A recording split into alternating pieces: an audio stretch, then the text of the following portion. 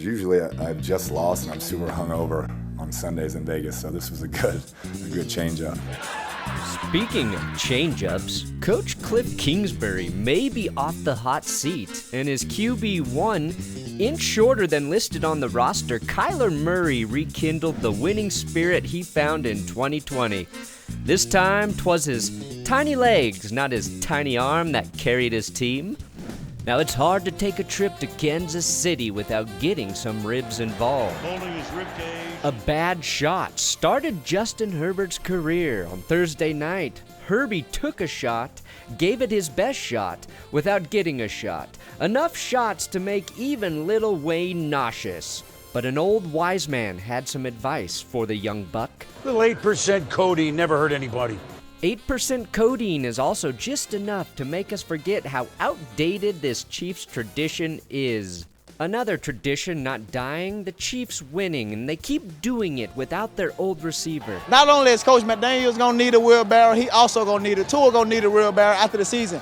To tote his money, his boatload of money. But it turns out, with Tyreek Hill on the other side, the Ravens' 21-point lead turned into nothing more than a hill of beans. And that wheelbarrow for McDaniels' nuts will have to fit 6 more touchdowns from Tua. If I can't see you, you can't see me, I can't get you the ball. And spacing with the guys. And it turns out they had plenty of space. Even Ray Charles could have spotted the Dolphins' uncovered receivers. Meanwhile, Kyler was still scrambling in Vegas. Lamar Jackson's MVP hype cooled in the fourth quarter. But that's right when his old mentor, Broadway Joe, put on a show. Flack show. The Cleveland Browns proved that even with Deshaun Watson on their roster, the team is still too cursed for a happy ending. And for the first time since Bloomberg was mayor of New York City, the Yankees, the Mets, the Jets, and the Giants all won on the same day. The Giants may have gotten the win, but it looks like their top-paid wide receiver will be taking a vacation on the Galladay Road sooner rather than later. And yes, Kyler was still scrambling in Vegas. The Lions must have seen 3 toes and 1 ass cheek because they were giving the commies a swift kick in the ass in Detroit. Maybe having a Saint on the team has turned their fortunes around, or it could just be Lady Luck. You'd think Ford Field was built for a car, son, but Wentz was stuck in neutral in the Motor City. Now, Wentz might feel a little bit better after knowing that Jacksonville is a house of horrors for the Colts, no matter who's playing QB.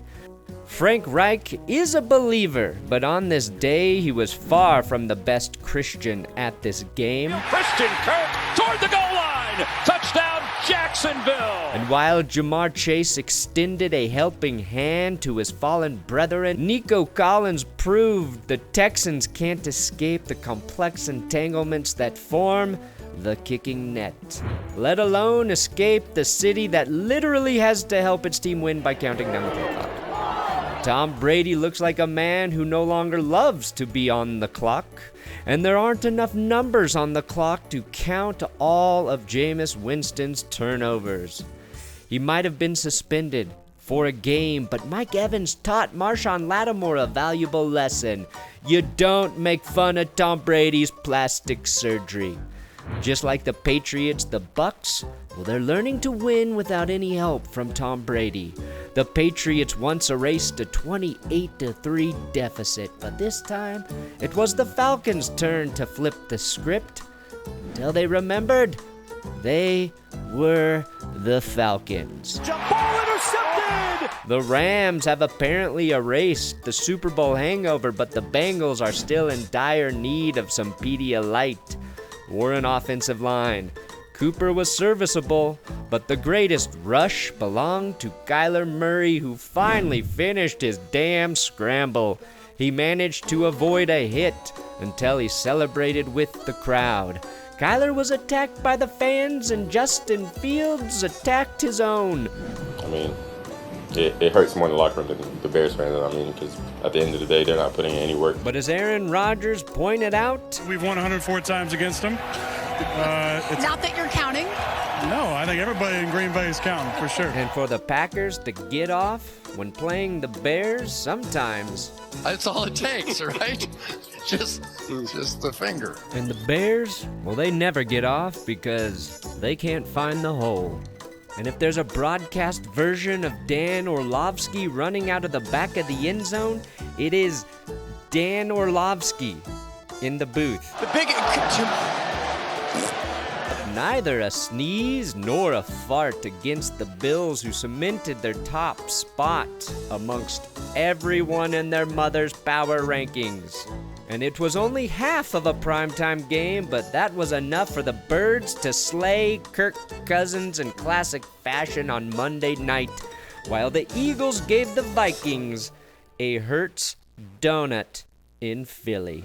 Yeah, just pain. It was pain everywhere. That's the story of NFL Week 2. Subscribe and come back for more of my BS. And if you're asking, was Kyler Murray still scrambling in Vegas? Fuck yes, he was.